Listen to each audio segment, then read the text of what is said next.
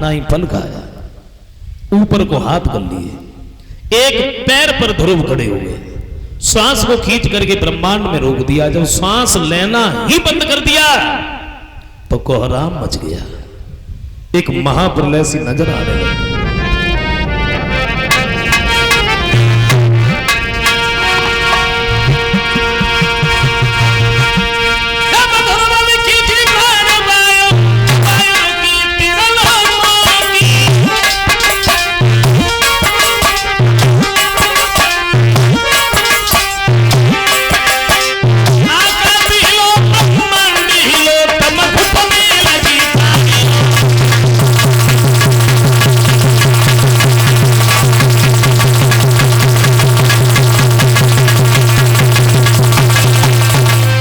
सांस लेना ही बंद कर दिया, महाप्रलय नजर आने लगी।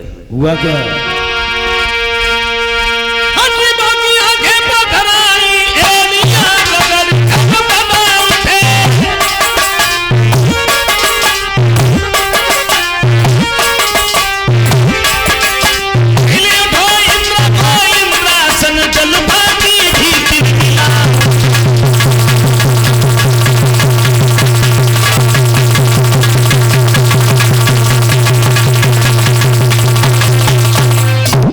सांस लेना बंद किया, महाप्रलय सी नजर आने लगी।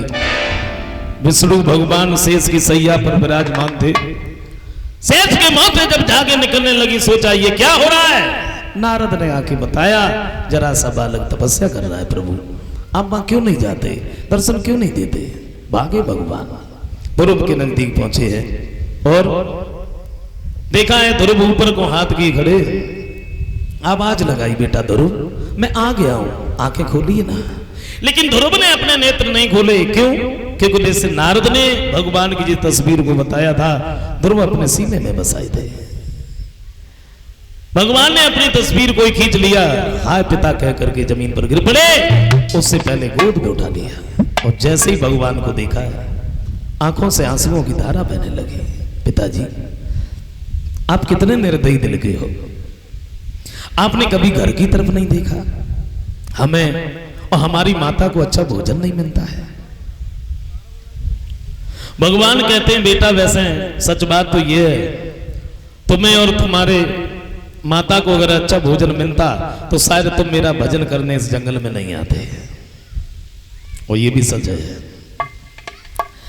विद्वानों का कहना है कि भगवान को दो ही प्राणी भजते हैं, पहले वो जो पूर्ण ज्ञानी होते हैं और दूसरे वो जो दुनिया भर के सताए हुए होते हैं, जिनका किसी भी जगह पर कोई सहारा नहीं रहता। अंत में फिर उसी की याद आती है, फिर कोई नहीं दिखता है।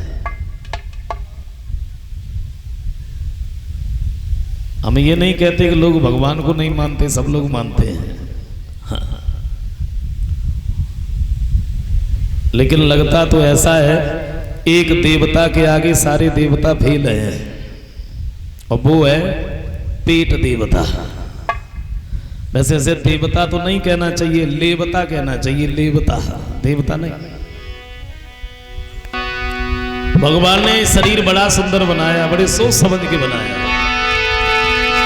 सब शरीर सोने से सुंदर और नैना नासिका कान विविध, पेट क्यों बना बेईमान विधिन, पेट क्यों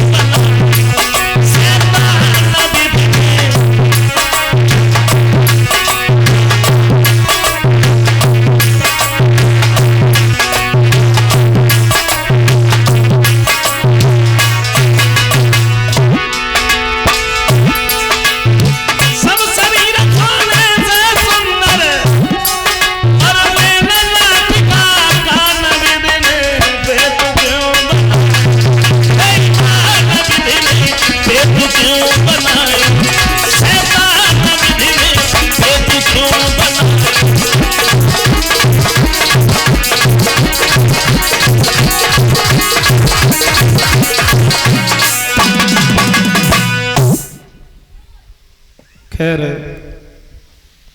पेट न होता तो कुछ भी नहीं होता,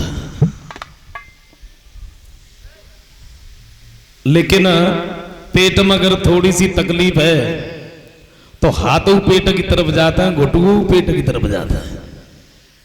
और पेट एक ऐसा निश्चिंत है भाई का उसे कोई मतलब ना है। व्यापार में घाटा लग जाए कोने में बैठ के तुम रो, पेट को कोई चिंता ना है भाई भरो। एक पैर टूट जाए पेट को कोई मतलब ना है भाई भरो। एक हाथ कट जाए या दोनों हाथ कट जाए लेकिन पेट को भरी कोई मतलब ना है भाई भरो। सारी जिंदगी हो गई भरते भरते, ये कभी भरा ही नहीं। सुबह को भर लिया, शाम को खा ली, शाम को भर लिया, सुबह को खा ली। और थोड़ी बहुत देर के लिए अगर भरता है तो रोटी से है? मतलब रोटी तो सभी लोग खाते हैं, कोई पतली पतली घी में चुपरे खा ले, तो कोई मोटी मोटी नमक के साथ में रोटी तो सभी लोग खाते हैं। और ये रोटी भी सबको कैसा नाच नचाए, जो खुद नाच नाच करके बड़ी होती है, हाथ पे नाचे, तबा पे नाचे, और सबको नाचना चाहिए। का बेटा ऐसा करा तुम हमसे वरदान मांग लो। बोले जब आप ही हमारे सामने बैठे हैं तो मांगने के लिए क्या रह गया। ऐसा शक्ति सिंधु को पाकर अब तालाब कुएं की आशा क्या।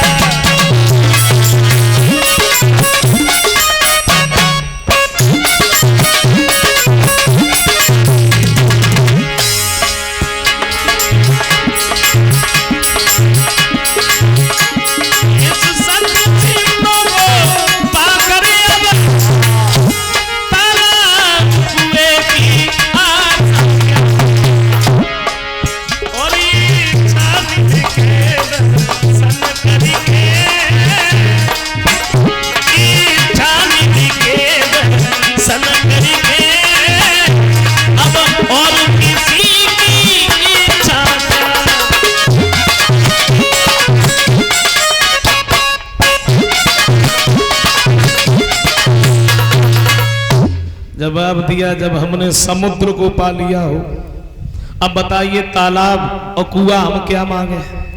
जब आपके दर्शन से हमारी सारी इच्छाएं पूर्ण हो गई, अब दूसरी इच्छा कौन सी प्रकट करें।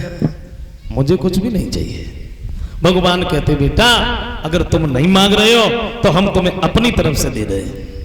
हम तुम्हें वो लोक दे रहे हैं जिस लोक के लिए देवता और राक्षस हमेशा आपस में लड़ते रहे, झगड़ते रहे, उन्हें वो लोक नहीं मिला जो आज ध्रुव तारा के नाम से पुकारा जाता है। वैसे वैज्ञानिकों का तो ये कहना है कि ये एक ग्रह है।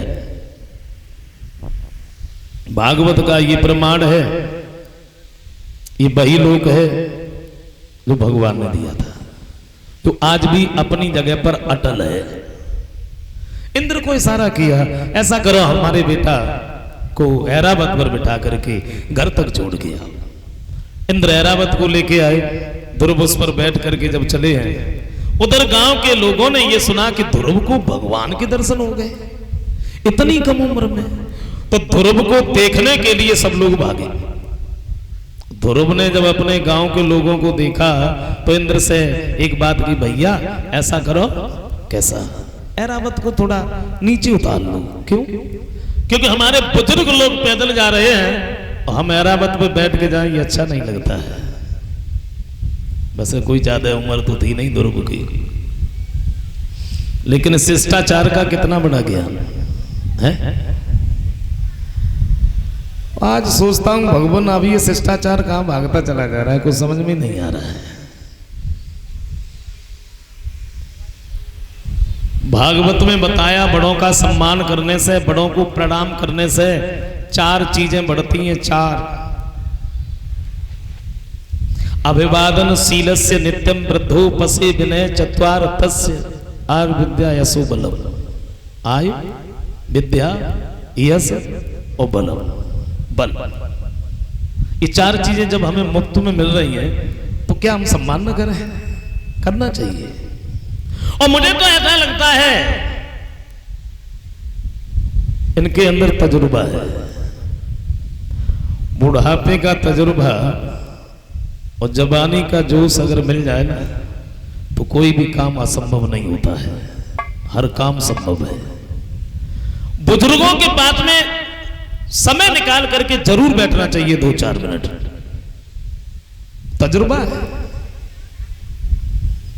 लेकिन कहां समय मिलता है, थोड़ा बहुत समय मिल भी जाता था, वो मोबाइल आ गए, 4 लोग बैठे तो वो 4 नहीं है, समझ लो वो है, उनका मोबाइल है, तीसरा कोई है ही नहीं वहां, किसी से बात ही नहीं करो, बात तब करें जब उससे फुर्सत मिले।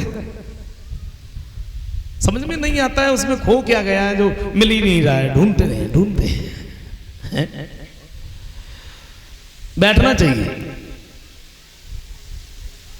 कुछ शिक्षा लो उनसे, सीखो। तजुर्बा है, एक ट्रेन में एक डिब्बे में 2 लड़के बैठे थे, एक बुजुर्ग व्यक्ति बैठा हुआ था। अच्छा ज्यादा नहीं, थोड़ी ट्रेन चल पाई, एक लड़का बोला दूसरे से, बोले मैं चैन खींचूंगा। दूसरा कहना पागल है, चैन खींचूंगा हैं, जुर्माना नहीं भरना पड़ेगा, पकड़ गए तो? बोले मैं चैन तो खींचूंगा। अच्छा बुड्ढे सुन रहे थे बैठे बैठे। अच्छा एक बार बता, बोले चैन खींचना नहीं, 500 रुपए लगेंगे। बोले तेरे पास कितने? बोले 200। बोले 300 मेरे पास है, लेकिन मैं चैन तो खींचूंगा। दूसरा कहने लगा खींच दे भाई, हैं चैन खींच दो, कोई पूछने आएगा बता देंगे इन्होंने खींची है, ये बैठे हैं। लड़के ने चैन खींच दी, गार्ड आ गया, चैन किसने खींची? दोनों ने कह दिया साहब हम तो मना करते रहे, लेकिन ये बुड्ढे नहीं माने, इन्होंने खींच दी। गार्ड कहने लगा तुमने चैन क्यों खींची? बोले साहब मजबूरी में खींचनी पड़ी है। हाँ मजबूरी में खींचनी पड़ी, 500 रुपए थे मेरी जेब में, वो जबरदस्ती इन लड़कों ने निकाल लिए। अगर नहीं मानो तो 300 इस पे, 200 इस पे, वो हमारे 500 रुपए दिलवा दो, हमें कोई मतलब नहीं। पैसे भी ले लिए। लड़की बोले बुड्ढा बड़ा चालाक निकला है। तो तजुर्बा है, जरूर बैठना चाहिए बुजुर्गों के पास में।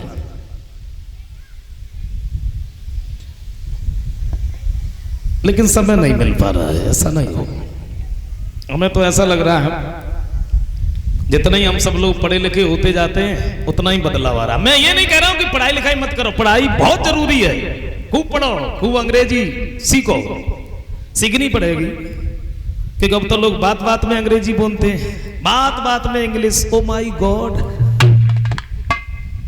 अब गॉड का उल्टा कर दो क्या होता है?